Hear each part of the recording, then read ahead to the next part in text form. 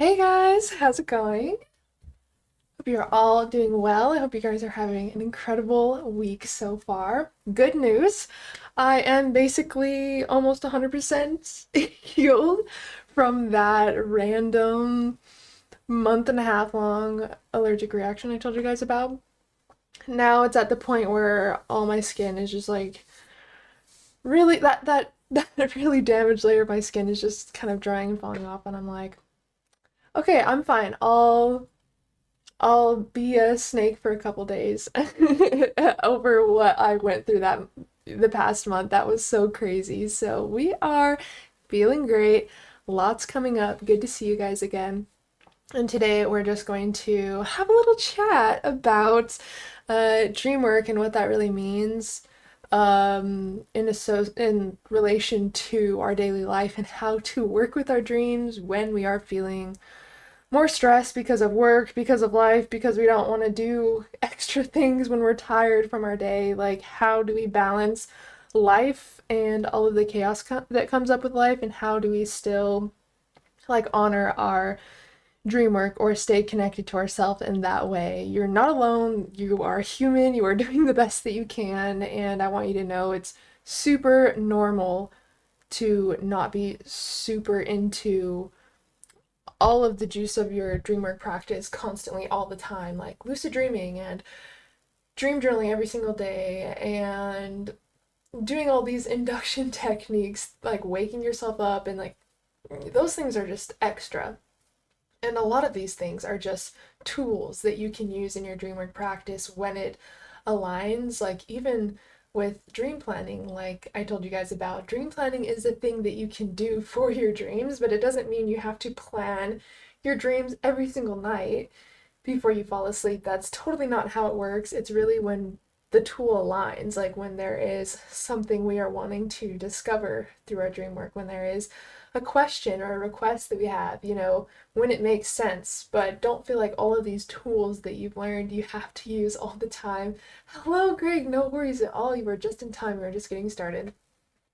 So today I wanted to go over a few tools that I use for just like basic stress relief, tension slash creating a reset, and how those, like what they actually do for us and for our dream work, and then different ways that we can reconnect with our dreams.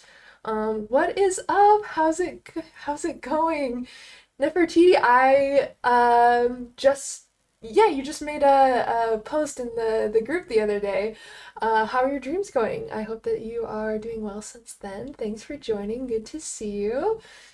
So we're gonna go ahead and get started. And these are just different tools that you can use to kind of find your center and find your balance again, because sometimes when something completely throws us off during our day, if we don't know how to relax and let go of that thing, it can completely throw us off of our day and the day that we wanted to have energetically, where our mind's at. And these are just some ways to kind of recenter, reshift. So the first thing, which we talked about several times, is breath work. But I don't want you to see it in the sense of like, okay, I am super stressed, I need to go relax, I need to go do like an hour of breath work. There are techniques that you can, there is one breathwork technique that I use more than any other one throughout the day, and it requires one breath of mine. And this is when we've talked about feeling like the disturbance or discomfort from something happening outside of you, right? That triggers you to feel upset or annoyed or angry or whatever it may be. Anytime you feel that discomfort energetically, anytime you feel like you need that shift, right? The shift that we're talking about. Take a long exhale out and imagine that your body is a well, and that exhale out is dropping into your belly. It's a bucket that's dropping into your belly. And on the inhale, it is scooping up that emotion, bringing it up to the top of your head, and on the next exhale, you pour that emotion over your head. This is a super, super cool way to recognize the emotion that is stuck in your body, move the emotion up throughout your body, and then immerse yourself in the feeling so you can feel the feeling, like we need to learn how to do so we can release and integrate that feeling and experience. Why we have feelings stuck in our energetic field so often is because we store them there. A lot of the time we don't want to take the time to fully feel something because it feels super heavy in the moment, or maybe we don't have time to feel something, or maybe it's just not the day to dig into that. Maybe someone passed away, for example, and it's like, I feel that, I feel like I need to sit in that feeling, but it's just not the day for that. Like, we do that all the time, and even on like a miniature scale with several things, right? And so this breath, this one single breath that you can take, can help you recognize the feeling, feel the feeling, and release the feeling. Just that one single breath. And so try that out. Let me know how that helps you. And again, the way that this works is because it's moving and shifting the tension through and out of the body. And so again, you don't have to do a whole like holotropic breathwork session or anything to shift what you're feeling. It can happen so much quicker than we believe. You don't have to sit with stress, tension, anxiety during the day. A lot of the time, all it wants is to be recognized, and then once you sit with it, you'll notice that it softens and kind of dissipates on its own. It's really interesting when you learn to approach yourself, this deeper part of yourself, in these different ways. The next one, which we've all heard about, journaling, journal everything, right? Like, there's so many techniques for journaling, but what if you just used it to speak from the view of your worries? What would that do to your worries? We have these worries that sit in our head all day, right? They circle and they sit in our head all day. And we create all these different stories and these different storylines from this stories, and now we're getting confused with what is fact or what is just a past experience that we're having. And that can create complete anxiety. It can create confusion. It can cause us to be distracted all throughout our day. It can cause us to stay awake at night, because that's when your mind sees that you're not doing anything. You have a moment to relax, and so it uses that time to actually flood you with everything that you've been avoiding addressing. And so this is a way to not only sleep better, to feel better throughout the day, to be more clearer, but also to address those worries and really work with them in a really simple way. Just take your journal. Now, I recommend having a journal just to write your random thoughts in. And what you're going to do, you're not going to try to create a fluffy story like, oh, I'm happy because of this, or I'm so grateful because of this. We're not doing that work right now. We are really addressing what your mind is saying. Because if it's that important, okay, brain, let's look at it. Let's actually look at what's going on. So you're going to journal from the view of your worries, not my mind says this. You are going to act as if you were your mind, and you're going to write exactly as it's coming through in your head. And what's so interesting is it seems so chaotic in our mind, right? When we're not writing anything down, when it's just sitting in our head all day. But what you're going to notice is when you take a moment to actually recognize and address these worries going on in your head, number one, the frequency slows down. Now that it knows you're listening, you don't have as many worries come up that you need to write down. And a lot of the worries are just like judgments of the moment that happened. Your mind, you got to remember, is a thought generator. And so a lot of these things that are coming in aren't even your worries or your pain, if that makes sense. A lot of them are just like quick judgments or preferences about the moment in front of us. So when we write exactly as we're hearing these messages come in, when we write in that way in the journal, when we look back at it, we can really see what is truth, like what is an actual fact, what is a story, what is just a simple like preference or judgment, and what's an actual problem. And you're going to feel so much better when you write out these worries from this perspective and you take a moment to actually look back and read it, because you're going to realize, oh, why was I even worried about that? That's totally silly.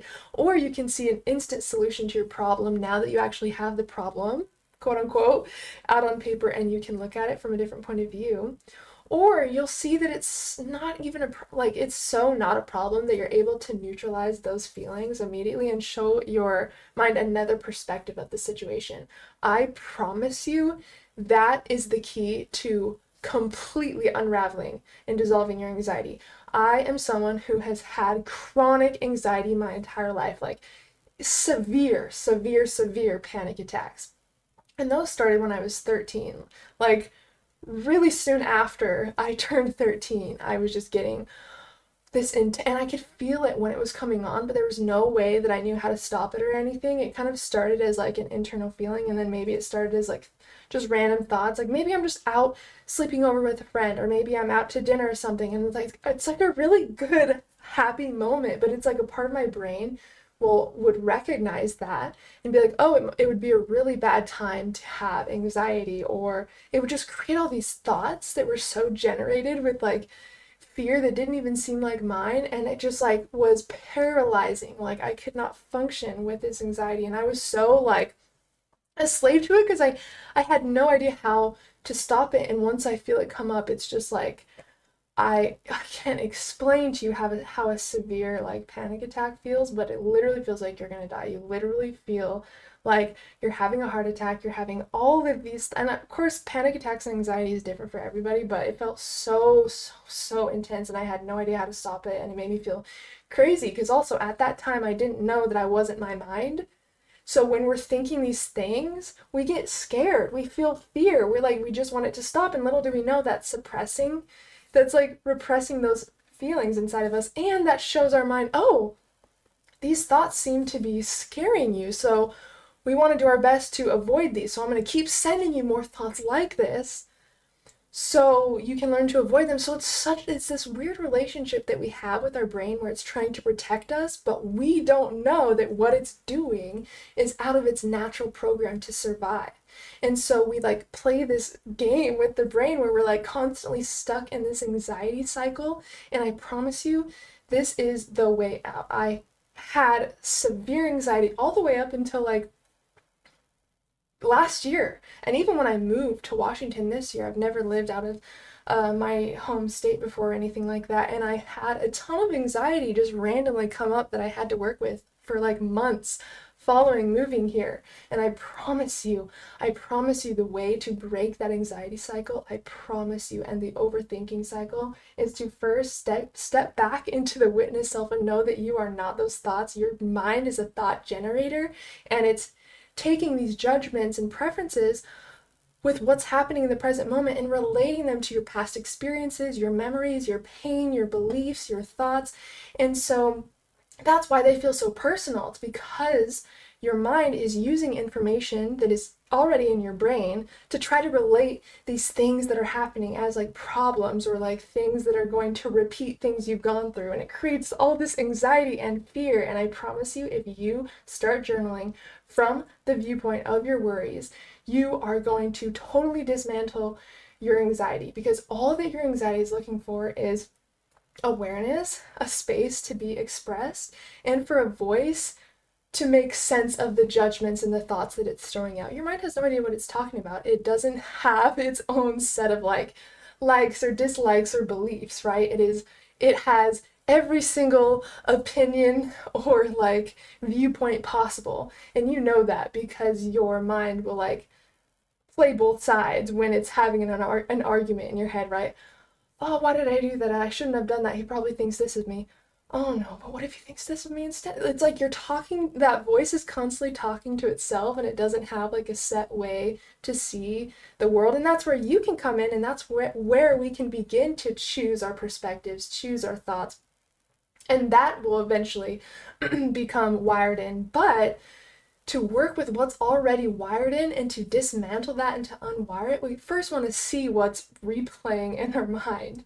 And I promise you, this is the main thing that really helped me. Again, I can do a whole entire course or a whole whatever on anxiety. There's so many things, because I'm someone that like, it hits so hard that you're wanting to learn anything that you can do to dissolve your anxiety. I'm telling you, I took so many courses and sessions through therapy, through life coaching, through Buddhist and yoga practices, different scientific ways to reset the nervous system and stimulate the vagus nerve. And like, there's so many things that I gathered and really looked at the similarities that they had with each other and why they work. And I'm telling you, just giving your mind a space to have its random thoughts generated, a safe space for that to be expressed without you identifying with it or giving it meaning or holding on to it or storing it, those random thoughts, those things that feel so heavy, you will start to see them kind of dissipate. And the problems that really are problems, you will actually know which ones need your assistance. Plus, you will feel that emotionally. Again, we've talked about emotions being truth, right? Our emotions won't lie to us, but our thoughts can totally be untrue, right? But if we feel that's true, that's why we feel that emotionally. But if we can see that a thought or a belief that's coming in is totally not true, we release the tie that it has on the meaning we give things, on our identity, on our emotions, right? It doesn't hit the same. If I tell you that you're a pink elephant, you won't really feel any effect from that because you don't identify as a pink elephant. You don't have trauma, hopefully, somehow, with a pink elephant. You don't have false meaning or a story that you've already created about the symbol of the pink elephant, right? So you don't feel an emotional change when I talk about that. And so that's what I'm talking about when it comes to things that are already wired in. We want to change our emotional response to those things. And in order to do that, we need to first see them clearly on a paper, right? So we can even see, okay, that doesn't even make sense at all. Okay, oh, I just needed to slightly shift the way that I was seeing that. Like, for example, a neighbor was trying to talk to us the other day, and it's a neighbor that lives a couple houses down, and we didn't hear what the neighbor was saying. She has a dog that barks at Juno through the window, and like every day, but we've never talked to the neighbors or anything. We've never really seen them. She was walking her dog the other day, and she was walking past while we were outside, and she just looks over and she says, quote unquote, he's like, who's that dog barking at me? Like, that's literally what she said, quote unquote. He's like, who's that dog barking at me? And I look over at her, and I guess she was talking about like her dog, like seeing Juno, and then Juno's reaction to seeing that dog outside for the first time. She was like explaining what Juno was probably thinking in that moment.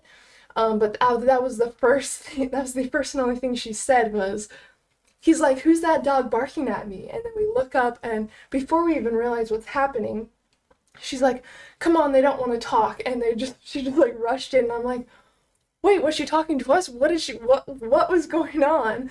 And of course, even in that moment where it like wasn't even serious at all, and I was just like honestly confused, my mind started to go and overthink, like, oh my god, she thinks I hate her. Oh my god, she thinks that I ignored her. What if she like, and it wasn't even something like a big deal at all, right? But that is an example of like us not wanting to appear awkward, or us not wanting other people to think that we don't want them to talk to us, or whatever things that your brain will always judge every single moment that happens, right? And especially if it doesn't even matter, like you will overthink things to fucking death and then realize, oh, okay, that didn't even matter.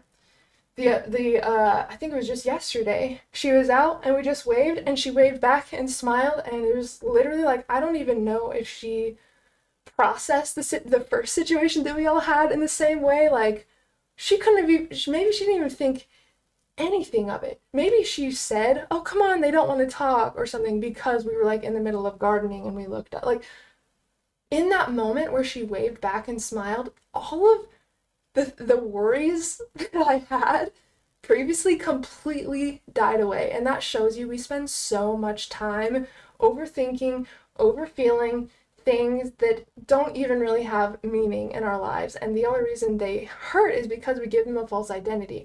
My mind didn't want the identity that I wasn't welcoming, that I was weird and awkward and antisocial, which, guess what? Sometimes I'm just an awkward person, and that's just how I am. And I think it's because there's a part of me that already identified with being awkward, which is why it hit my stuff so hard when she did that, because it was like, oh my god, she probably thinks I'm so weird now.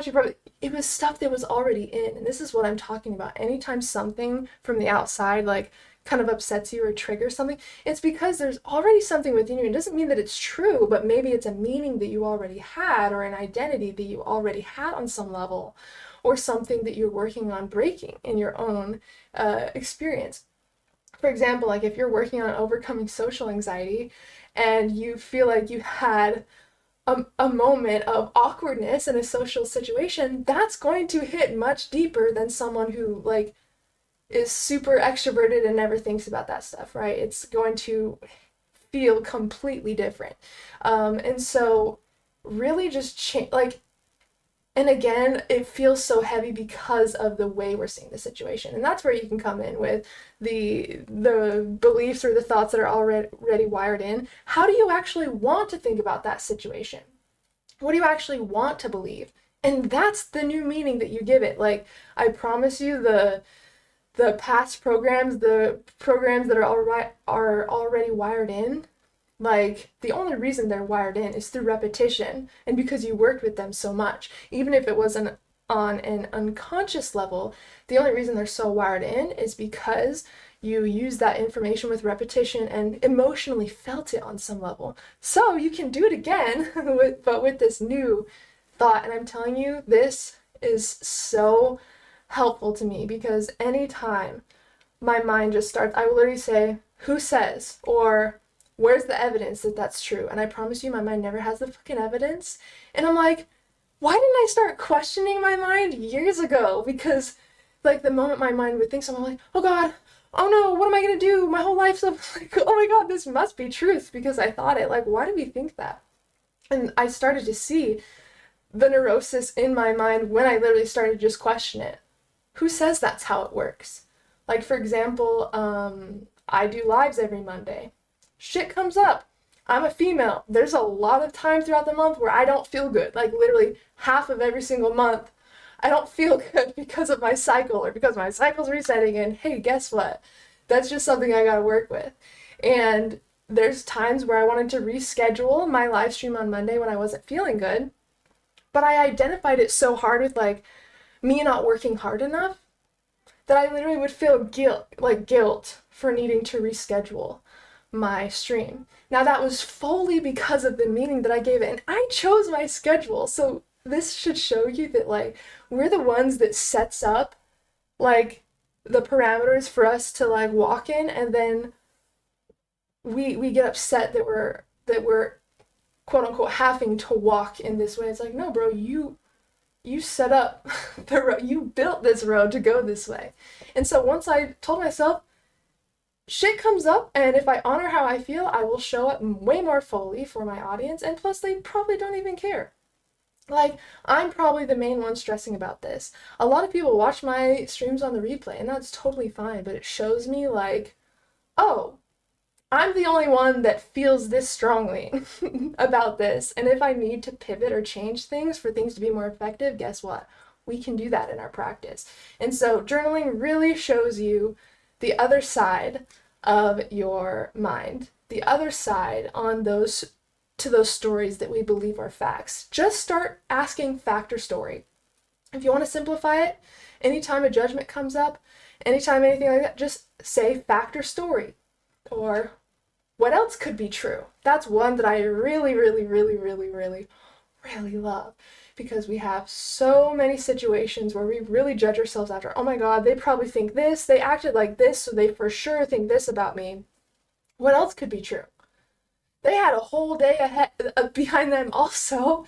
Like, what if they are overthinkers just like you? You know, like once you start saying what else could be true, it opens your mind up to think on a much wider scale, and it shows your mind that there's way more possibilities than we actually take the time to consider.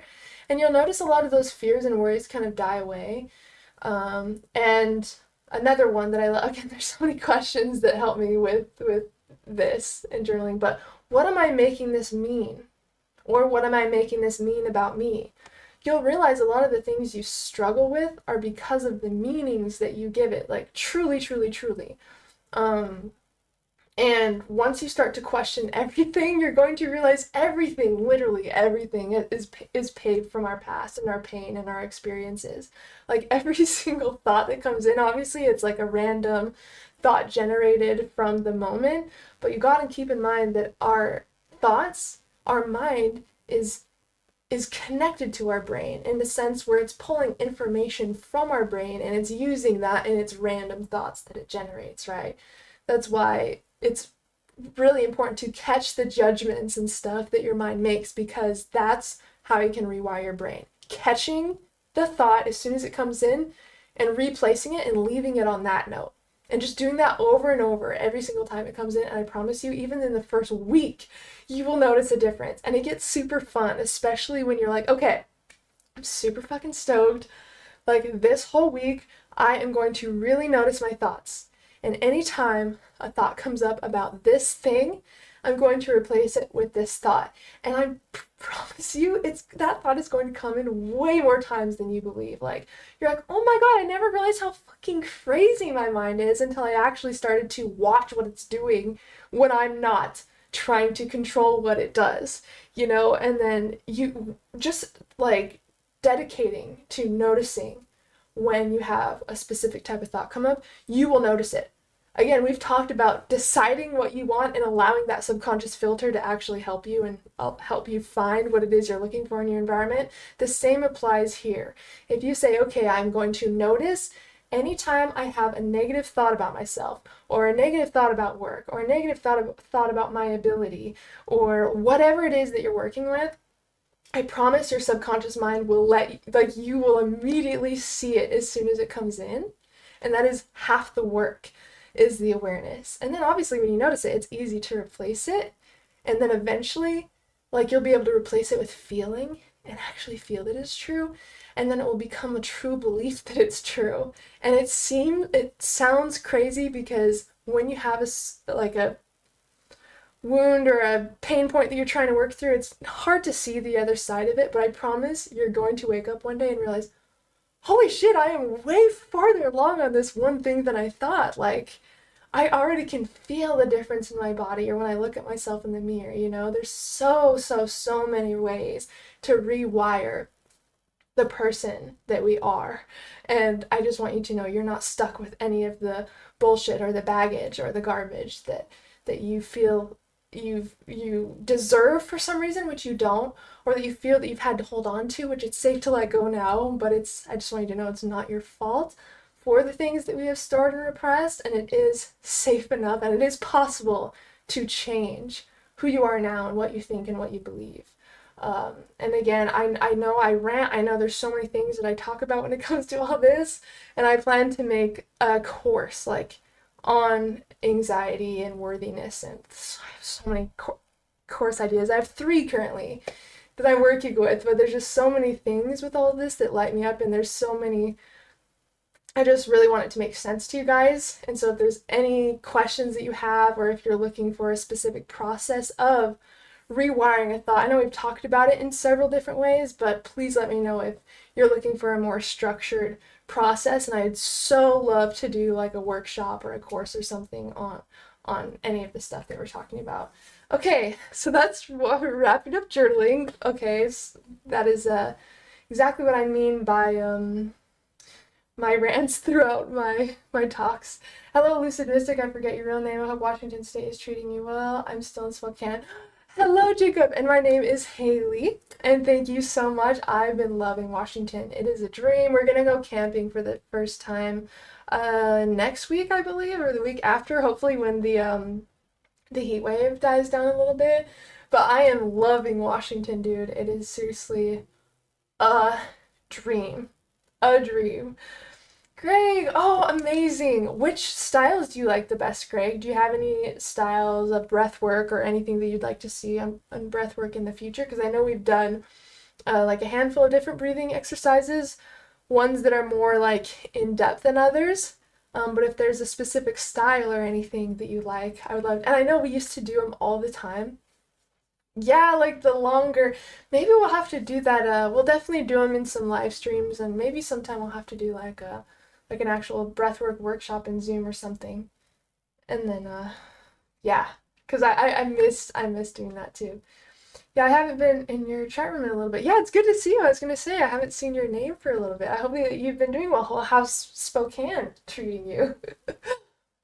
But thank you, Greg, for reminding me on the breathwork live stream. And do you like I guess it doesn't really matter if we do them live or in a regular video. I would have some people watch the live streams of the breathwork after and not realize that it was a live stream and get really mad at me that my intros were so long. And I'm like, I'm sorry, this is literally a bot of the live stream that we did. But I'm hoping to do a mix of like live experiences and then some really. All right, Greg, you're down for it all? Okay, okay. Well, yeah, I do miss doing the more long form breathwork, so we'll have to do that. So I am near Camas slash Vancouver. I'm like 15-ish minutes from Portland, so super southern Washington. All right, so we went through a super simple, literally less than 1 minute breathwork technique to shift the feeling in your body when you need to create that shift. And with all these techniques, again, these can be used for several things, but I list how it actually relates to the energy clearing process and how it can benefit your dreams. So for the journaling, through the viewpoint of your worries, that clears up so much subconscious space. And you'll notice the less that you're worrying, the better you're going to sleep and the more dreams that you're going to have. And probably the more pleasant your dream experiences will be as well. As far as yoga, now what I love about this is it's not just typical, like, you could do whatever you want. You can even do this in the form of a walk. But how I found this helpful is finding the synchronicity, or the synchronicity with the breath and movement. So when I'm like really, which is really what yoga should be all the time, but when I'm really present in my yoga practice, every movement is aligned with my breath. And when you really get into it, it's like when you hear your breath, it literally is like you're hearing the ocean. And your movements are so gentle and so yet so strong and powerful in the body. That's what I love about yoga too, is it's building strength, flexibility, balance, and presence at the same time.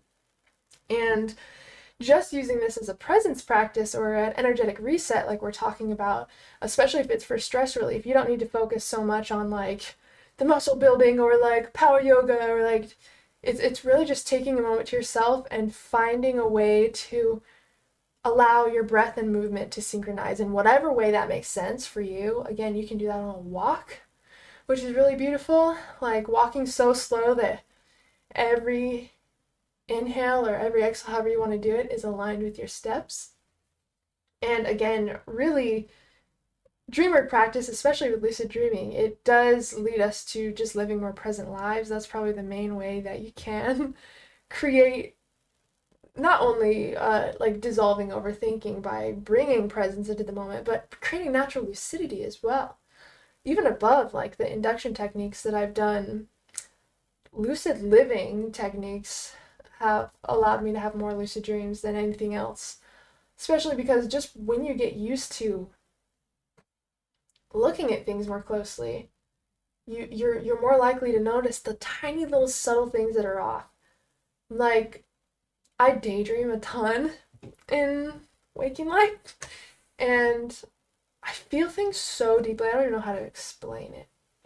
But I can be moved so deeply with feeling, and this kind of has turned into a superpower in a way for me, because now a lot of the time when I'm dreaming, it's like I can, you know how a dream just feels, it just has that weird energy to it. Like you're in another world, like something mysterious has happened that everybody knows about but you. You know, it's like this weird feeling.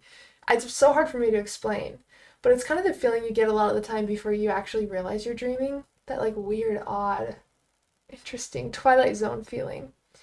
Well, a lot of the time I can feel that just normally when I enter a dream and take time to just look around. I realize, oh shit. Oh, I know where I am. I'm not in Kansas at all anymore. But yeah, really creating that lucidity in whatever way that makes sense for you while you're awake, that eventually becomes a habit on some level, and you start to look more closely in the same way while you're dreaming, and it's so interesting. And then once you're super inspired by dreams and lucid dreams, when you wake up again, you're even more fascinated with reality. and how vivid everything looks and how similar the dream world looks to this one, and you're just like, what is the difference at all? What makes this world more real than this one? And all of a sudden that starts getting you thinking on this deeper level, and now you're like immersed with thinking of dreams while you're awake, and you're feeling inspired, and you're still looking at the world more deeply. And then when you go to sleep, now that sense of awe and you talking about your dreams has now seeped into your dreams. Now you're talking to dream characters about dreaming. Like, and it just keeps going. Like, once you get inspired by something, it's so easy to create a domino effect of that inspiration, because that's where dreams really live. They live in the inner child, our creative, the creative side of our brain. Like, that's really what activates when we dream and when we get lucid. And so when we can play in that more on our own when we're awake, it's almost like it activates more on its own naturally. It's like the prefrontal cortex. The prefrontal cortex lighting up is what allows us to realize we're dreaming, because that part of the brain is associated with our sense of self, critical thinking, decision making, this physical life that we're living right now. So when that turns on in the lucid dream, that's when we realize we're in a different place. We're right, because that part of our brain is associated with our current life. So when that activates in the lucid dream, that's what tells you, oh shit, this is different than my normal waking life. I'm in a different place. And so we can actually use our prefrontal cortex more often during waking life on our own, and that will cause it to fire more spontaneously when we're dreaming, allowing more lucidity to spark without as much effort. So I truly believe that living more lucidly and creatively and childlike and just more full of wonder, that's what brings us closer to that world, you know?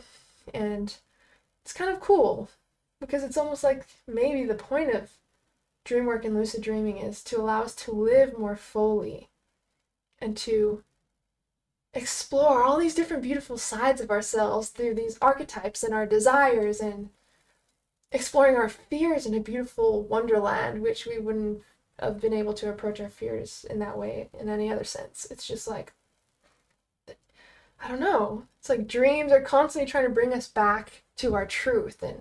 And once you even show an interest in dreams, like there's been past jobs where I've worked at which someone brings up dreams or lucid dreaming, and of course I just have to like just spill it out and talk about it. And there will be people like, wow, after our conversation last night, I went to bed and I had my first lucid dream. Like, just planting the seed of like interest of, oh, that might be cool.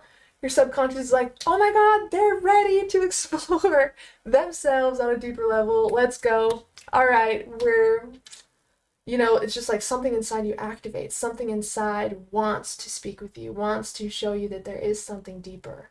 And again, a lot of the time, all it takes is a request, or like, okay, I am ready to work with my dreams. Or, okay, now I am choosing to notice when I remember a dream, and I am committing to writing it down. You'll dream that night. Like, literally, you will dream that night. If you make that strong of an intention before bed, and you're not like suppressing your dreams by like smoking a ton of weed or medications that suppress REM sleep, like, obviously, if you're doing the thing to allow dreams to come in, at least, and even if you haven't remembered dreams for months, years, whatever, I promise you, the moment that you state that you're ready, like, and you decide, you're going to be blown away by how fast things happen. It's so cool. Bella, how's it going? How's it going? So good to see you. Oh, Kenneth, what is up? Good to see you. That is truly, and I'm telling you, that's with tons of other things. Like, for example, you guys, probably most of you guys know, but I've had really weird experiences with dreams and out-of-body experiences and weird things that I can't explain while awake, literally since I was tiny, like literally 6 years old. And when I was 7 years old, I got gifted my first tarot card deck, and I started just like, I don't know, it was weird times back then, because that's when, I don't know if you guys remember Cafe Mom. It was like a website online, but there was like tons of people into mysticism and like just witchy stuff on there that I was exposed to super young. And so I started thinking about like And plus I was having weird ass dreams at the time too, and like those weird experiences I told you about. And so I was like, huh, I wonder like what I wonder what else is out there. I wonder if I have abilities. I wonder what my dreams want to show. It's just like I was so like inspired in so many ways, and just showing interest in those things, I started having really crazy experiences. I started By the time I was 9, I was doing like animal readings for people at this coffee shop. It's like they hosted events at this coffee shop that I was at, and like every Friday or something. Um, all of these readers and these intuitives and all of these people would like meet at this coffee shop and like I don't know, do readings for people and all this stuff. And I was the only kid there. And I remember being so nervous to use my first deck. But what I found is that, you know how just told you about like being open to, I wonder how this could relate to me, or I wonder if I have any, you know, passion or talent or skill or ability that's meant to come out in this. And I started with cards, but I started to realize that feeling was super strong for me, like in several ways. Like, and again, I've always loved animals, but I literally started off doing readings for people's animals. They'd show me pictures, they'd bring their animal in. And this was just, again, I was 9. I was just excited to try something new. But feeling was super strong for me. Like I would feel everything that I was supposed to say, or when, one of their animals was feeling pain or something, I would get this pain on my body and I would just articulate what I was feeling. Again, I was 9. But it started to pave the path of like, oh, there's this intelligence in this physical suit that we have. And also information from outside can come in. And it was just like, the moment I started making these connections, I started dreaming more, and I started having more, my intuition come more strongly when I wasn't supposed to walk down a certain street on the way home from school, and it would show me like, oh my God, okay, I need to keep listening to this voice. And so it doesn't matter how old you are, it doesn't matter how out of practice you are, it doesn't matter if you've ever had a lucid dream before. I promise you, just being interested, just being open that there is something more to be explored, to be discovered, you will learn so much. You will see so much. And again, it's I don't know, I think our interests, our passions, our talents, skills, gifts, abilities are constantly being unraveled in every single moment, and it's common for us to feel like we're behind in our practices or we're not doing enough, but I promise you, you're right where you're supposed to be. Everyone feels like they're not doing enough. Like literally, probably every single person on planet Earth feels like they're not doing enough in some way. And so just try to drop that as much as you can and just nourish the idea that you are exactly where you're supposed to be in this moment, and you cannot miss what is meant for you. Something that happens to me is when I fall out of dreamwork and I get back in and I'm super excited about it, I feel guilt that I fell off of my practice because I'm like, oh, there's probably so many experiences that I missed out on. There's probably so many things that I could have talked about and shared with my community. And it's like we create all this guilt that isn't supposed to be there. If I was meant to have the experience, I would have had it. Okay? Maybe I'm experiencing this now because now I'm meant to get back into my practice. Now I'm meant to use this fuel to get back to my practice in a new way. So don't judge yourself for falling off your practice. Don't judge yourself for not feeling super experienced in whatever realm. Again, I was 9 and just fucking I had no idea what I was doing, but it showed me where I was supposed to go next. And so just your openness with your practice. And again, if there is anything that you're wanting to experience, deciding that you want to experience and stating it out loud and letting your dreams or letting your subconscious kind of show you the way to that. The next one, I have a little mini rant for each one, is nature/grounding. Now, what I love about getting out is it reminds you of your truth, reality, and life in one instant. Like, maybe you've been overthinking that you're not doing enough in work, or like you're not worthy of this, or you're not deserving of this, or whatever it is. You go out to nature and you just observe how nature responds to nature, and it takes you so far out of your head, you forget a lot of your problems. Sometimes all of your problems in those moments. in those moments. There's something so profound about nature. And also, if we want to be more aligned with our truth, observe nature. Observe how nature is. Like, for example, look at bees and their hives. They are relentless with making sure that their hive is taken care of, that their community is taken care of, and if you knock down a hive or their hive gets knocked down, it is relentless. They are always finding a way. There is always a way to make something work. And I've learned, like, even if you look at some random part in nature, there's this intelligence inside of you that you can tap into at any time that your human may not know. So for example, I'm scanning everything. Okay, let's focus in on the tree. The tree, what is the tree, like, what is the symbolism of the tree that I'm meant to know right now? And your mind will immediately present you with something. And you can tell when it's your mind and when it's not. Because a knowing, an intuitive message kind of comes through so instantly. Thoughts are kind of like as you're speaking them, if that makes sense. Like when you're having a thought or a worry, it comes through as it's actually being spoken in your head. But a knowing kind of comes through as like an email, an instant message all at once.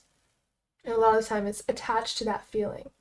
And it's so funny. I was working with my life coach a couple months ago, and there was some sort of thing that I didn't know how to do in business, which was completely stopping me from moving forward. And then she said, well, what if you knew what to do?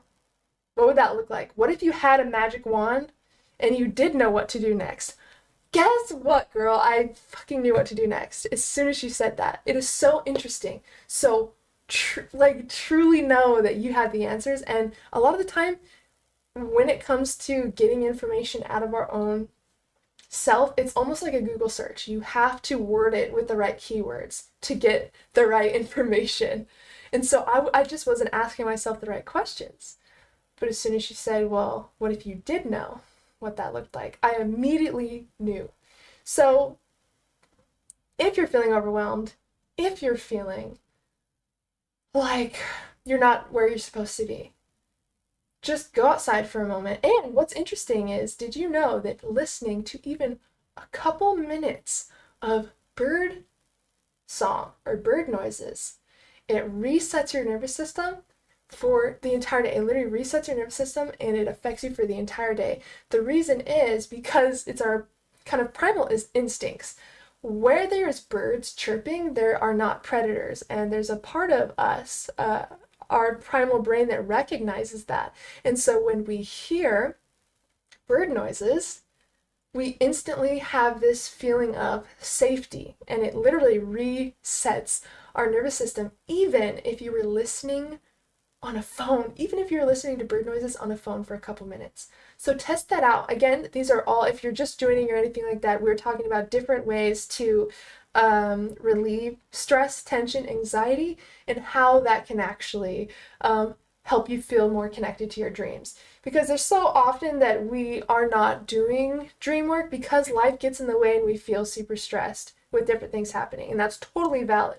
But what if you could feel better just while you dealt with life, because you deserve it? Whether you decide to work with your dreams right now or not, what if we could just lower your stress and tension levels just because you deserve to feel better every single day? And if that results in more dreams, if that results in a bigger interest to work with your dreams, then you could totally do that, right?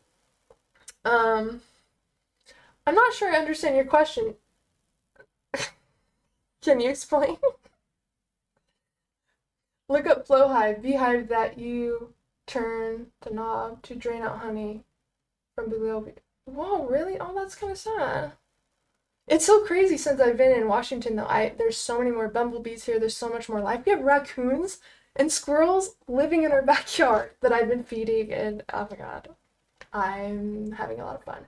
But let's just say I've had a lot of time to connect with nature, and just how playful, but yet grounded and mighty, yet consistent and gentle and nurturing nature is. This is what I mean. We can encompass all of these different pieces inside of our practice, but it's really beautiful when we're feeling like we need to overwork ourselves and feel completely tired and exhausted in order to feel worthy of rest or relaxation, or just these stupid beliefs that we have. They're not true. I want you to know they're not true. Even if you did nothing for the rest of your life, even if you did no more work for the rest of your life, you are worthy of peace, love, and happiness. Just being here, just your heart beating, just you being alive right now. Your worth is not dependent on how hard you work or your achievements. Cool, they're like cool shiny things that we get to show off and we get to feel good about, but that doesn't determine your worthiness or your deservingness of like love and safety. That's just the basics of of your enoughness and your worth, you know? The best thing about nature is it's outside away from me. You know, Chance used to really hate going outside when we were in Utah because it was always so hot and dry, and there was just complete wasps everywhere, and they were literally trying to attack you. They were crawling through our back door. We would wake up with wasps in our house. It was terrifying, okay? Here, it is so beautiful. I have saved little bumblebees.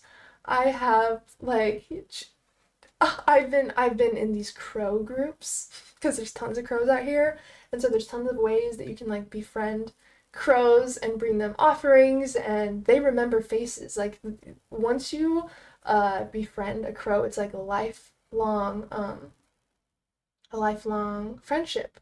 And I just think it's so cool how intelligent nature is. And I've noticed the more that I connect with that in different ways, whether it's just going on a walk and practicing that presence, whether it's interacting with nature, whether it's working in my garden, I don't know, it quiets down that part of my mind that tells me something's wrong. You know, when you're out in nature, it's hard, especially when you are listening to birds or whatever, like it's conflicting messages because our nervous systems, the instinct is to calm down when we hear birdsong or when we're out in nature, but our mind is like, oh my god, there's something wrong, we're gonna die, blah blah blah blah, and it's like this conflicting energy, but one will eventually overpower the other. And even if you just reach a neutral place and observe the thoughts that are coming in, that is enough for it to dissolve on its own. You can't solve the mind with mind. And once you realize that, you're like, oh, I can see why there was this endless cycle with my mind then. The next one is music. So that is a really cool way to shift your frequency instantly because through music, it's already in a new frequency on command. And so you can use music to instantly shift your frequency. Again, sometimes after a situation, like let's talk about nature again, right? Like deer or something. Like when there is a predator and they actually escape the predator, they shake off their body to release the tension from their body, like the fear of almost getting killed. They literally reset their nervous system and shake off so they don't bring that fear, that energy back to their community, back to the tribe. And the same works with us. Did you know that through either music or literally somatic movement, you can literally reset your nervous system as well? And so if you're ever feeling just more overwhelmed one day, whether you've had a stressful day at work, whether you're being really hard on yourself, or whether your thoughts won't stop, just try shaking it out like you got out of the shower and you don't have a towel. It might sound crazy, but hey, I don't make the rules, nature does, okay? I'm just telling you, I'm just providing you the facts. But try with music, notice how that instantly shifts your frequency, and you can even create a playlist with different categories based on how you want to feel, you know? One that I love is creating art, and that could be in any sense. I've been writing poetry recently. I wrote a poetry, let me see if I can pull it up. My family's dog that they've had for 12 years passed away. He had to be put down, unfortunately, the other day. And not only did I paint a portrait of him, but I wrote a poem for him. And it doesn't matter how you create art, it could be in any form, but it is such a grounding experience, and it instantly gets you out of the stress, the tension, the overthinking that we're talking about. And even if you've never written poetry before, just go outside and just notice what naturally inspires you about nature. Notice what where your natural attention kind of goes. And based on what lights you up inside, I believe that's kind of what we're meant to create, if that makes sense. Um, do it, John. Do it. Do it. She was onto something there, I'm sure. But if you want, I can read you the poem that I wrote the other day. A blooming flower, a passing cloud, a day of nourishing rain. No matter where you look or go, you'll feel me just the same. I'm in the trees, I'm in the wind, I'm now a butterfly. I'm never too far away from you, especially when you cry. Put your hand out and call my name and feel me by your side. I'm now a part of everything, so look for me while I hide. I'm hiding in the sun, I'm hiding in the moon, and in every single bloom. I'm hiding in your arms, I'm hiding in your smile, and in every single room. Remember that I love you, and I know that you love me. I'll be playing on the rainbow bridge where my soul is finally free.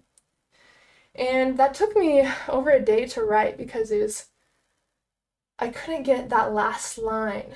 Thanks, John. I couldn't get that last line right. And there's ways to shift from like our imaginary problems that our mind creates to creative problems, like not being able to figure out what the next line of your poem's supposed to be. And sometimes it's helpful with our mind to swap out a problem for another problem, maybe a problem that we would more so prefer to have. But it's almost a way to trick your brain, like when someone's sleeping with like a toy or something and you slowly pull the toy out and replace it with another one so you can have that toy.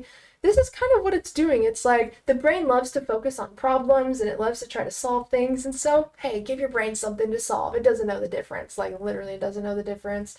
And so, if you notice some worry or some fear or some thought, again, use your tools, like literally journal from the viewpoint of your worries. That is something so valuable. Please don't forget about that. That will solve so many of your issues. But fill it with another problem. Be like, you know what? I'll work on solving this while I deal with this instead. And eventually, like, you will be so in the moment with what you're doing, and you have something that you feel proud with after. Like, that's what I love about art. It's a way to disconnect, but also connect at the same time. And it's such an organic, beautiful, sacred experience. It's like reading a physical book. I really think that just sitting in our thought about whatever artistic endeavor we're working on. Again, art can be anything. I truly believe every single thing in the world is art.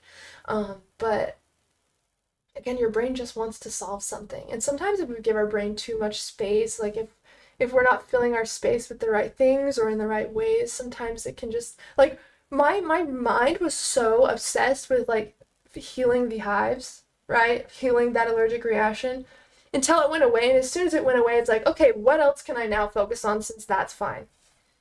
Remind yourself that nothing has gone wrong. That's very important. Remind yourself that nothing has gone wrong. First and foremost, this is called neutralizing the feeling. And this brings you back to your center so you don't get lost in neurotic thoughts that really don't make sense. Of course I feel stressed after a full day of work. That's such a normal thing for me to feel stressed. So what I'm going to do is I'm going to relax. I'm going to cozy up in my favorite blanket. I'm going to make my favorite tea, and I'm going to have the rest of the night off because I love myself and I absolutely deserve it after such a long day. And it's going to be so fun, and I'm going to feel so good, and I'm going to be ready for tomorrow. We can talk to ourselves like that. Like, we're allowed. Just no one told us for some reason, right? And just like when someone else is comforting you, of course that's okay. Of course, nothing went wrong. It literally affects your brain in the same way as if someone else was comforting you. Same with a high five to the mirror. Did you know that? Literally, when someone gives you a high five, it is in the energy of, good job, you're amazing, I'm so proud of you, I'm celebrating you, you didn't, like, whatever it is. And if you high five the mirror, it sends the same exact signal to your brain and releases the same chemicals. We can nurture ourselves and hype ourselves up in such an easy and powerful way that we didn't even recognize. And what if that is how you can rewire all the shit that's been stored in there, just by honoring that it's there and like giving it space, like neutralizing And anxiety, I use that all the time. Like, I used to get anxiety where I like could not predict the future. Like, I would get like anticipation anxiety, like, what if things go wrong? What if everything crumbles? What if I die tomorrow? Like, what if I get like whatever, okay? And I've noticed like over the years my anxiety would kind of change and shift. But one way that I was able to solve this is, first of all, writing out all my worries. And I realized that I had like just, yeah, anticipation anxiety and like existential anxiety about things I couldn't even predict. So I'd write it all down and I worked with myself. Of course, I can't predict the future, and I wouldn't want to predict the future because that takes all of the magic out of surprises and the blessings that come in. And I know that I'm doing my best in this moment. I know that I'm taking care of myself, and I have all the tools and resources to handle anything that comes my way if anything needs my attention. I trust myself, I trust my body to let me know when something's wrong, and I am open to solutions, and I will find the solutions when I need them. We don't need to have all of the answers right now because we're not going to use all the answers right now. And so it's just really important to remind yourself, right? Because again, your mind is literally like a scared child who doesn't know any better. How would you talk to a child who literally doesn't know any better? I promise you, it has changed my life, neutralizing anxiety in this way. Okay, we talked about movement. Okay, first of all, going back to creating art, the reason why that helps is because it helps activate the playful side of our brain and puts us into theta, which is like a meditative state. And so there's certain kind of thoughts that don't exist in theta. When you're tuned in, it's almost like you're in flow. And if you can access flow more, guess what? That conscious part of your brain that's always judging things and trying to take you out of the moment is going to be literally turned off, bro, okay? And you are going to be able to enter flow more so on command and be able to stay in that flow throughout the day. And what causes a river to flow? Probably removing anything that is stopping the flow. So I want you to think of your energy. I want you to think of your life as water. I literally want you to think of it as a river flow. We can shift the direction of our flow and direct it in ways that we want, but we can't resist what wants to come out or what wants to flow. It is working with yourself as you are. Okay, that's literally all this really is about, is working with yourself as you are and honoring yourself just as you are. Like, I used to have like chronic pain where I couldn't work, I couldn't sleep, I couldn't literally do anything. And not only was I struggling every single day physically, but I had so much guilt and shame that I feel like I wasn't doing enough. I feel like I wasn't like moving forward in life at all. And especially if we sit in those thoughts and we truly believe that, it's going to make us feel so much worse. And it doesn't help that anytime I would experience a flare up, I would start to get mad at myself and resist it. And that made it even worse because now I'm amplifying the exact emotions that I wanted to dissolve, you know? And the moment I just created space for my anxiety, like, okay, that's okay. I am totally going to listen to my body today. If we need to take some time off work, we're totally going to do that. It's totally fine. And we're just going to take care of ourselves a little bit today. Like, even if you work a full-time job or whatever it is, find wiggle room in a way to take care of yourself. Like, if just like your inner child really needed you, like, how would you respond to them? There's always some sort of way to honor that part of yourself that needs you. And for example, one way that my flare-ups came in was when I would leave the house. I would get anxiety about like eating food or getting sick, and it would literally cause me to have flare-ups anytime I went out. And so one way to that I kind of helped nourish that part of myself is, okay, I'm gonna make sure that I have every single thing that I need with me at all times. So if I ever feel sick or I don't feel good, no worries at all. I've got everything that I need with me. And so I created a little medicine pack of all the little things that I know help me. And I I always make sure, like, of course, if I'm worried being in a place where I don't have water or whatever, there's ways to prepare for that before I get in the situation, and it completely dissolves that anxiety. And you want to know what? I haven't had a flare up the whole time I've been here. Once I moved here, my anxiety spiked for some reason. It was probably just like a big change in my life. But so much came up, and it almost guided me to really start working with the basics of all the skills that I've learned and the tools that I've learned. And it helped me so much because maybe I was meant to go through all that anxiety when I moved here because it was already within me at that time, right? It was just coming out. But because it felt so heavy, it really caused me to take my tools seriously and really learn the ins and outs of those tools and how to use them. And now I'm a better guide to help others who are struggling in that way too. So truly everything is happening for us. Trust your process. Trust that you're exactly where you're supposed to be. And what is coming up for you is what is transforming for you. I truly, truly believe that. But make sure to have grace with yourself. First and foremost, make sure to love yourself through the entire process and create space for exactly how you're feeling. Don't try to stop your anxiety. Don't try to stop your pain. Don't try to stop these things. Make space for them. Don't try to change what you need to fit your schedule. Change your schedule to fit what you need. And I promise there is a way to do that in a way that even if it's a little micro shift, I promise there is something that will really take a lot of pressure off of you. Okay.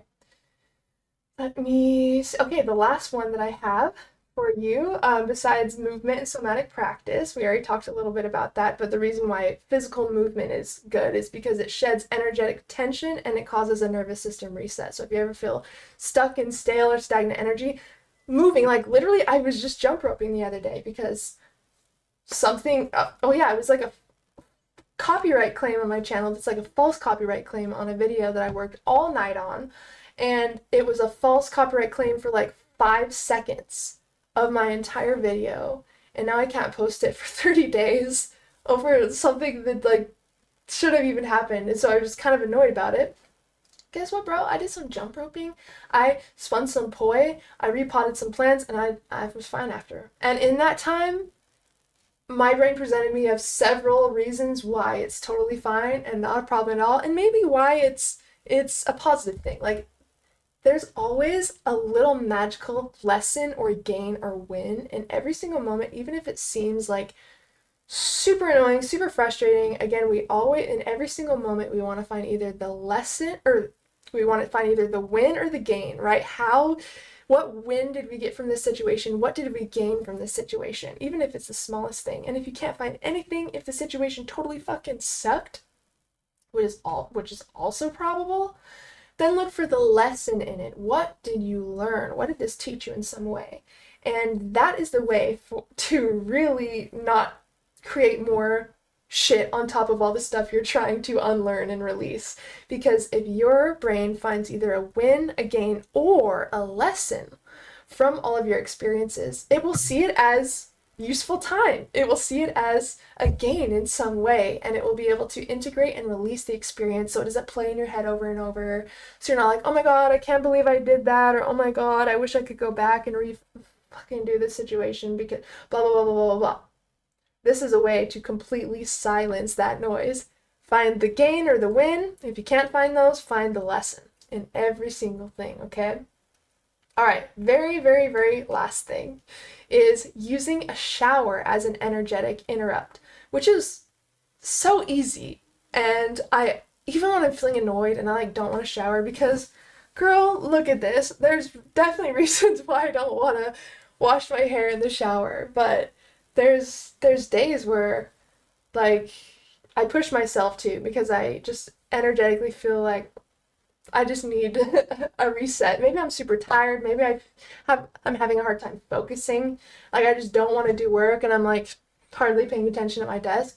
Showers completely transform that. So if you ever are just maybe you're in the middle of trying to write a book, an email, maybe you're trying to finish your homework, who knows, okay? Anything that you don't want to do, try taking a shower and just how refreshed you feel after. And then it kind of like grounds you because now you're taking care of yourself, you're putting clothes on, you're brushing your hair. It's like kind of a grounding exercise. And by the time you're like all done showering and ready, it literally feels like the start of a day. It's like, okay, what do I do now? It's like your brain doesn't process that you've already had like half of your day, especially because sometimes like a lot of us shower in the morning. So literally for your brain is a reset, is an energetic reset. And if you want a little juicy tip for your shower, not that kind of advice, but if you want to really shed the energy in your shower, or maybe attract a certain type of energy, I kind of use a visualization technique in the shower. When I'm closing my eyes, every single thing that was bothering me throughout the day is going down the drain. Whether it was someone that pissed me off, whether it was like the dispute on, or the false claim on my YouTube channel, whatever, that's going down the drain. Okay, like any, like bring up every single thing that annoyed you or bothered you today and see it literally washing down the drain. It's crazy what mental rehearsal does. It's been scientifically proven that mental rehearsal actually allows us access to the placebo effect. If you mentally rehearse something, your brain actually experiences doing that. That is also why mental rehearsal for athletes is so beneficial, is because it's literally walking your brain through the entire process and it's making it feel more natural. And when you mentally rehearse something, your brain believes that you already did it. So when you mentally rehearse letting go of something and you allow yourself to feel the relief of that, you're actually going to experience the relief of that stays with you. But a way to bring things in is to imagine what's coming out of the shower head as like pure gold. Like I'll imagine like pure liquid gold, or it'll be like white, sparkly, whatever I want, and it'll be infusing me with like good luck. It will be infusing me with good health, with peace and happiness, with good news, with like whatever, girl. You can infuse whatever you want in your water. But yeah, it's just kind of a nice way to reset. Showers always help me go back to being calm. Oh, and if you really want to be calm after a shower, turn that shit on cold. Turn that shit all the way on cold, and it's gonna be a ball. It's gonna be a great time. And if you've never done that before, do it after your shower. Like once you're completely finished with your shower. Chance, my boyfriend, he says to do it in steps. I say just full on send it all the way to cold, because that's truly the way to get the most. It's like jumping into an ice bath.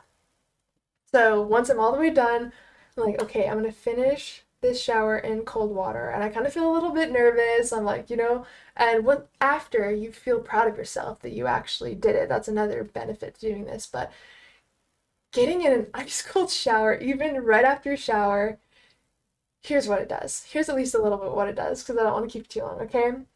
You know that instinct when it's just like, oh my god, oh my god, as soon as you get into a shower? If you can bring yourself back down to a calm state in a shower, you are teaching yourself to reset in a state of stress. Now you're practicing this in a state of thermal stress, right? Because it's like an ice cold shower.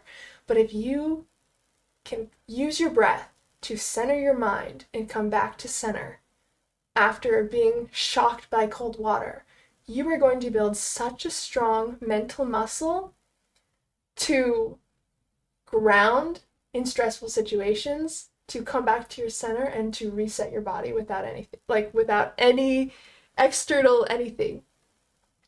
Cold water is such a teacher, because you also see that when you resist it, it fights you back in a way, right? The more that you resist and you clench up in cold water, the more painful it feels. And that's kind of like a metaphor for life, right? Seriously.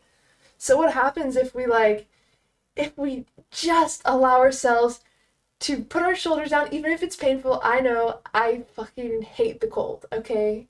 But this is something I also try to do. And I don't do it every day. I did do it every day for a while. But maybe we'll have to do like a 7-day cold plunge challenge.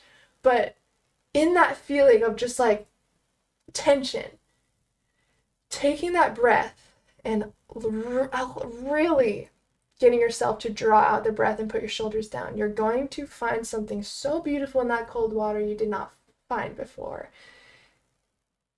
It is going to feel like you just came out of a waterfall. Like, you're going to feel so free and refreshed once you just relax your shoulders and exhale. Like, it stores so much tension in your body, like how our bodies normally react when we get into really cold water. Just notice what happens if you can just, I don't want to use the word force yourself to relax, but it is like you have to trust yourself to just let that breath go. And that's where you're going to find the magic. You are going to find the magic in that moment and apply that to waking life as well. It's kind of like that breathwork technique I told you guys about with the well. I'll go over it one more time just in case anyone's new here. It's a super easy, fast way to feel your feeling and to release it without storing it inside your body. Let's say something uncomfortable happened to you and you feel it in your chest or you feel it in your belly. Take a long exhale. Imagine your body is a well, and that breath on the exhale is a bucket going into the well, scooping up that emotion, and on the inhale, pulling up that emotion all the way through your body, and on the next exhale, it pours over your head and you are immersed in that feeling. It allows you to see the feeling, work with the feeling, and move it throughout your body, and then to immerse yourself and truly feel the feeling. Allow the feeling to be expressed and experienced. And then you will notice that it softens and it kind of dissipates on its own. But you'll notice there's a connection in all of these. It's really about bringing yourself back to center, trusting yourself to relax in the heat of discomfort or uncomfortable emotions. And in that relaxation process into where you were scared to go, that's where you find your safety. You find it in the middle of it, in the core of that experience you were scared to experience. You find your center. And each time you remember that with the uncomfortable, the scary, the difficult situations that life has to present to you, you remember where your center is found. And it is in that breath, in that experience. And it's important to know that nothing has gone wrong. Life is unfolding as it does, and it truly has nothing to do with us. We are just watching it, we are experiencing it, and we are the ones who kind of say what we prefer, what we like or dislike, or what we want to identify with, what we want to leave, what meaning we want to give this thing opposed to this thing. And it's all coming from the one same source. It's all coming from the mind, okay? It's all just the mind. It is all of that is literally just that one voice. And so if you can practice just moving back, it's almost literally like stepping back behind your eyelids, like behind your eyes. You're going to find this seat of self, the seat of awareness, where you can actually watch the thoughts like clouds, and you can experience the emotions in your body as energy, but you don't have any way you're trying to force it to be. You're just the experiencer of it. And everything softens when you start to do that with everything. And I hope this makes sense. There's so much more I can say on this, but right before we go, I just want to give you a couple quick ways to reconnect with your dreams. And again, take these forms and tools of stress relief however you want them. Of course, let me know if you have any questions. Again, I really focus on narrowing myself in because I am so ranty when it's stuff that I care about, especially talking to you guys. I wait all week to chat with you guys, and so I at least hope that it was somewhat structured, but take what resonates, leave what doesn't. And then lastly, again, before we go, just a couple quick ways to reconnect with your dreams. You don't have to do dream incubation every day. That's literally before you go to bed, like planning out the dream you want to have, stating the thing you want to experience, creating a question or request. You don't have to do anything fancy for that. You don't even have to use your notebook. You can literally just state out loud even a question that you have or a request that you want, and then just see what your dreams have in store for you. It's like a little email back and forth with your subconscious mind. I promise you, just being interested in communicating with your subconscious mind, it will want to communicate with you. You will experience some sort of something in your dreams that night if you're not suppressing your dreams with, of course, cannabis or medications that may suppress it, but just not speaking to it like it's an actual part of you that's always listening, because it is, and you will experience that it's very quick to respond, very quick to respond. The next way to reconnect with your dreams is to read through your dream journal. I love doing this. I have saved all my dream journals. I literally have a whole, they're actually in my closet. I'll have to get them sometime and read through them with you guys. There's so many in there. I'll have to at least pick a few of them, but it's so fun to read through your dream journal, especially if you have multiple, and see how your consciousness has changed and expanded, the things that you've learned. And it's just interesting to get familiar with your dream content and how it's kind of grown or changed. And all of the work that you've done, all of the ways you've evolved, it really shows in your dream content. And it's so funny, dude. Oh my God. There's so many times where I'll be reading through my dream journal, I'll just be laughing so hard because I'm like, I would never read this out to anyone. And also, this is the most hysterical thing I've ever read in my life. Like, and what's cool is like, it doesn't matter if it's a dream from like 2008. Like, if you have it written down, it's like it stores a snapshot of the actual visual of the dream inside your head. So anytime you're reading through any of the dreams that you've had in the past, you'll literally remember them as if they just happened. It's so cool. So don't underestimate writing your dreams down, because it makes it way more fun to work with your dreams after. And again, it will like stay stored with you forever. So if there's a dream you really care about remembering forever, make sure to write it down.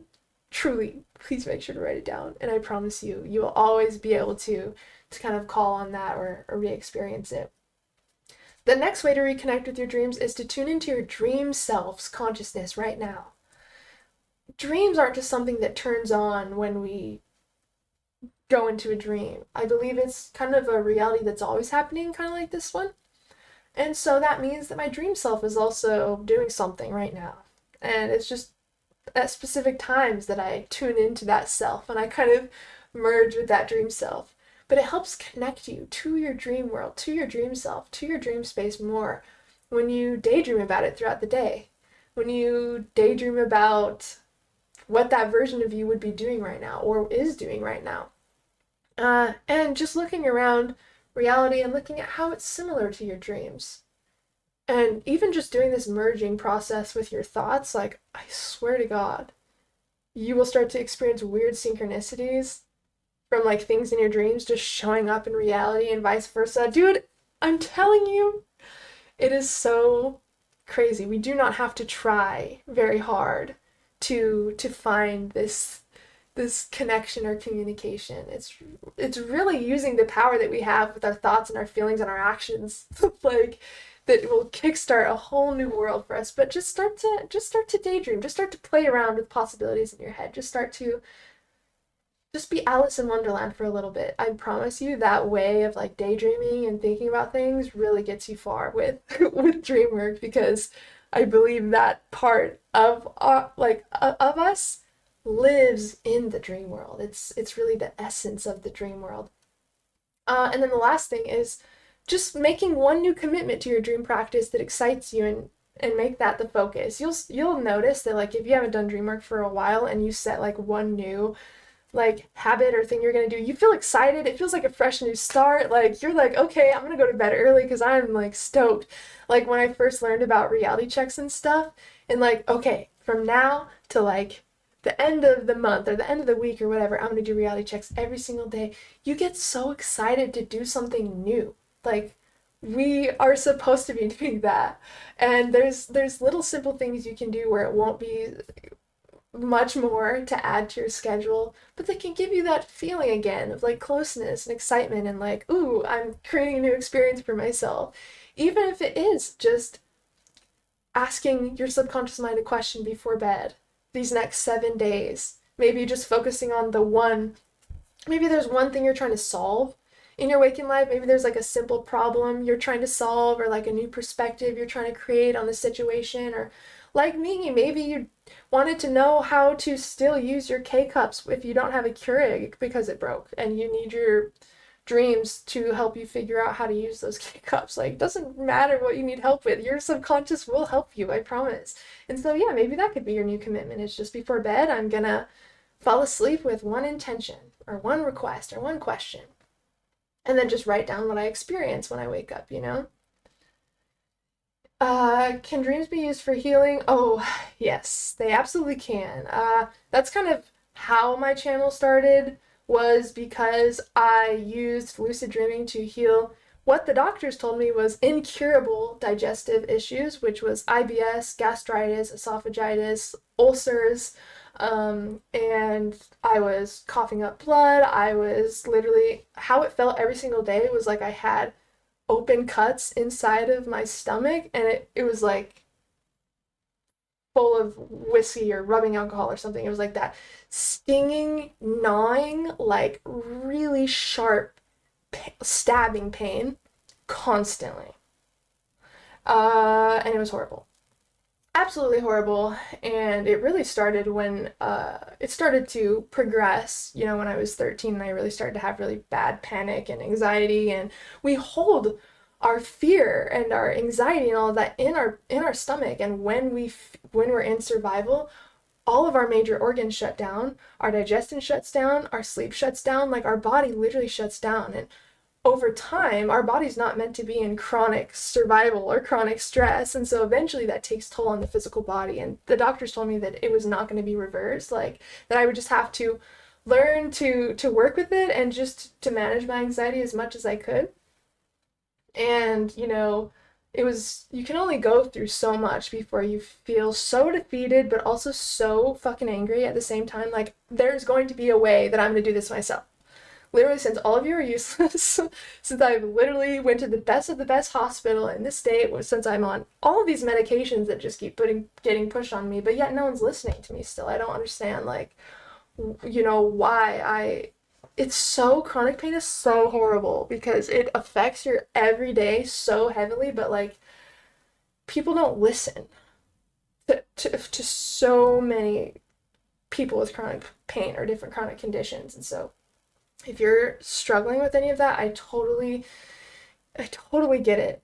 Like, it literally consumed and took over my life. And I still get like digestive flare-ups if something really bad happens, or I get really anxious, or like when my grandma died, for example, or when I had that shit happen with my YouTube channel, or like, not the claim I'm telling you guys about today, but like a few years ago, if you guys have been here for a while, all of that crazy shit with my YouTube channel that happened where it like almost all got falsely deleted. Oh my god, shit like that now is like the main thing that causes me to feel really intense sensations in my belly, but nowhere near like where it was on a consistent normal basis. But literally the main things I changed was using lucid dreaming. Like, I've talked about my healing experience with lucid dreaming. I'll have to chat about it again. I have several videos on it. I don't want to be like repeating it too many times to those people who have heard it, but that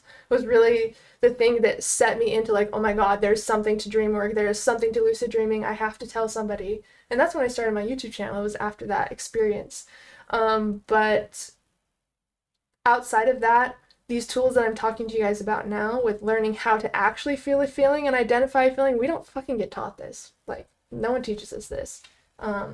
I learned this through life coaching, through therapy, through practices within like Buddhism and yoga. Eventually you're like, oh my god, the thread is all the same. Like, when it comes to peace and fulfillment and regulating our system, like, they're all saying the same stuff.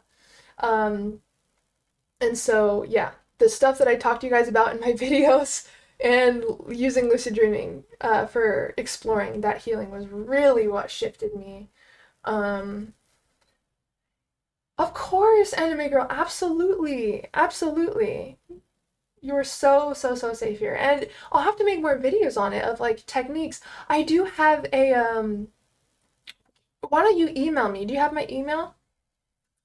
I have a class for you that I want to send you. I think that you will get something out of it.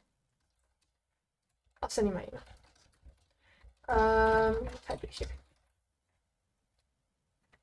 Alright, that is my email. Go ahead and shoot me a message to remind me. I have a masterclass on the lucid dreaming healing that may be interesting to check out. Yes, I'm in survival mode. I don't know how to stop and just trust. Definitely email me because I want to chat with you a little bit more. And I totally get that in survival mode. Like, once it's like wired in our system, it feels relentless and it feels like we're not getting anywhere when it comes to actually breaking the cycle. But I promise you have all of the tools. We were just like never taught how to stop these cycles from continuing, like the anxiety cycle. Okay, so I took this therapy course from Therapy in a Nutshell on anxiety. It's called Break the Anxiety Cycle in 30 Days. So trust me, the stuff that I talk to you guys about, you are not alone. It's because I also deal with it, and these are, like, anything that I share, I truly believe will be helpful to you, because I know the cycle of, like, trying everything, and you're like, oh, it's good, and then like a week or a month later, you're like, why am I stuck in this same anxiety loop again? Oh, okay. I don't know if you can. Okay, yeah, you can see this. Sorry, 1 second. Okay, so we're in safety, right? We're in safety, and then something stimulates us. Something on the outside causes us to experience a response, right? And then our brain, because we have that stimulus happen, it interprets it as danger. And once our brain interprets something as dangerous, we experience the fight, or freeze response. Now, this is where we break the anxiety cycle, especially when it comes to our feelings. With anxiety, a lot of the time we try to suppress it, we try to resist it because it feels so uncomfortable, right? And so we avoid it. And then we feel relief after we avoid that, and we're like, okay, we're safe again. But then the brain reinforces anxiety around that one stimulus, So anytime you experience something that feels like that, you're now training your body to enter fight, flight, or freeze. Because avoiding it, it doesn't release it, it doesn't integrate the experience, it suppresses the emotion, so we can't even reach the experience yet. Integrating the experience comes after we feel the emotions, after we face the emotions. So once we have that stimulus and our brain interprets it as danger, and we have that fight, flight, or freeze response, instead of avoiding it, we face it. So now, like, even if it's just feelings of anxiety, what really helped me that I learned from this course, instead of like, oh my God, I would Google shit, like, how do I stop anxiety, this and this and this and this. I used to do that all the time. And what I started doing was like, okay, anxiety, welcome. I see that you are here today. I feel this uncomfortable feeling in my belly. That's totally okay. I'm going to give you space to be here. Give me your best. Like, give me everything you got. You're safe here to exist here, and you can stay here as long as you want.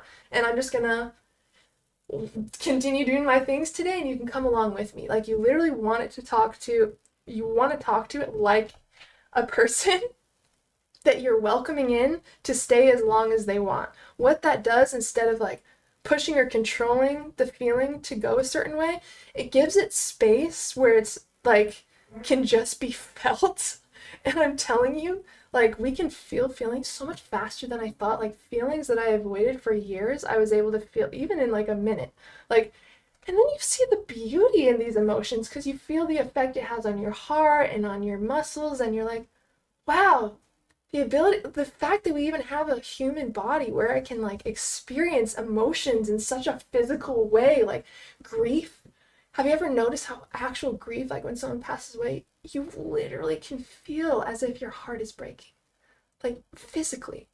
It is so sacred and painful and beautiful.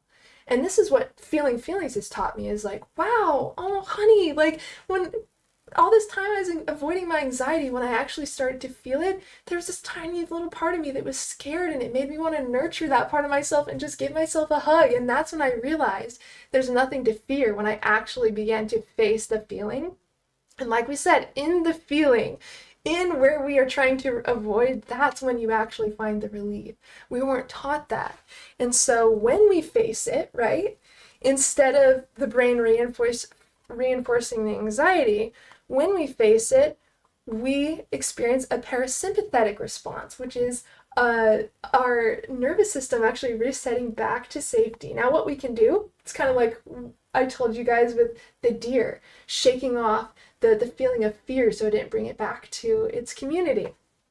After you reach a sense of safety again, you can shake, you can laugh, you can breathe, you can tell the story to people, and that helps you feel connected again to the actual experience. You actually found the lesson in it.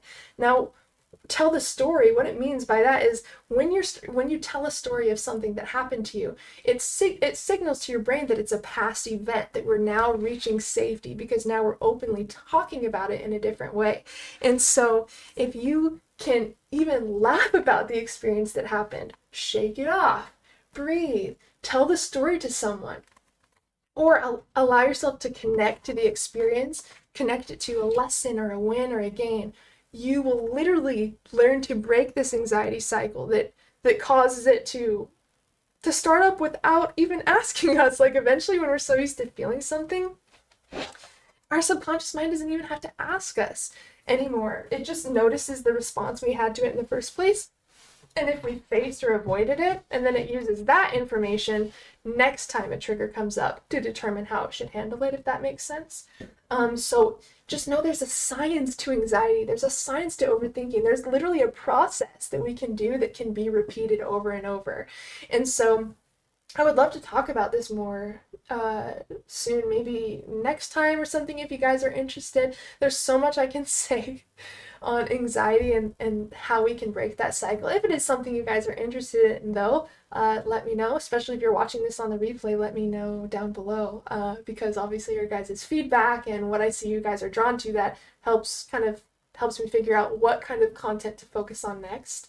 But yeah, that's a little bit about anxiety, stress, tension, worry, how to honor how you're feeling, how to dissolve the cycles that you want to break, how to reconnect back to your dreams, and how to see that, relief is a process that can be repeated. And once you know how your brain works, once you know how your mind works, how your emotions work, you can work with them in such a more conscious way where you don't need to be scared of anything that comes up. I promise you, you're safe. You're exactly where you're supposed to be, and it can be a fun game to learn how to work with this human. It's a temporary experience, and I think there's beauty in all of it.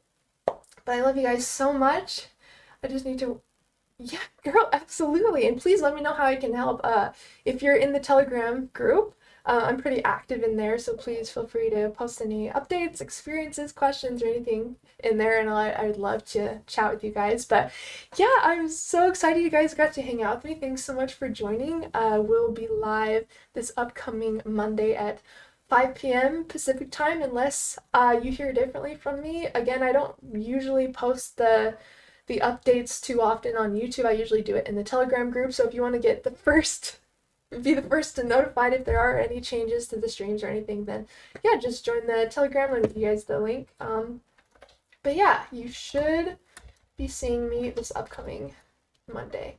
And again, if there's any topics that you guys really got out of that you kind of want to dive more into in future videos or anything, yeah, definitely make sure to let me know in some way, because it really, really does help. Of course, I love you too. Thanks again, guys, so much for joining. So good to see you guys. I hope that this was helpful, and I hope you have an amazing, amazing night. Bye, guys. See you later.